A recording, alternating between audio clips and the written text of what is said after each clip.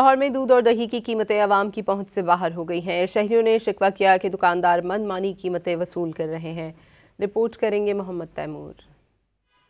लाहौर में रमज़ान के इस मुकद्दस महीने में दूध और दही भी आम शहरी की पहुंच से बाहर होते जा रहे हैं। मार्केट में दूध 220 रुपए फी किलो में फरोख्त हो रहा है, जबकि इसका सरकारी निर्ख 170 रुपए मुकर्रर है। इसके अलावा दही का सरकारी निर्ख न होने के बायस मार्केट में 260 रुपए फी किलो में दस्तयाब है। खरीदारों ने ज़राई इंतजामिया से सरकारी निर्खों पर अमल दरामद करवाने का मुतालबा कर दिया।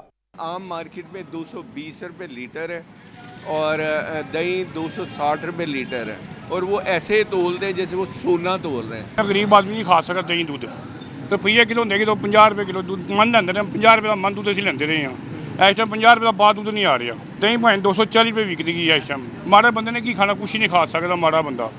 दुकानदार कहते हैं कि अगर इन्हें दूध महंगा खरीदना पड़ेगा तो वो भी सार्फिन को ज्यादा कीमत पर ही बेचेंगे। पीछे हमारी भैंसें हैं, उनको चारा डालने के लिए जो खाद है और जो चीज़ें डलती हैं ना, उनकी कीमत बहुत ज़्यादा है। जो हम पीछे से दूध ख़रीद के लाते हैं उसके 10-20 रुपये ऊपर हम बेच रहे हैं।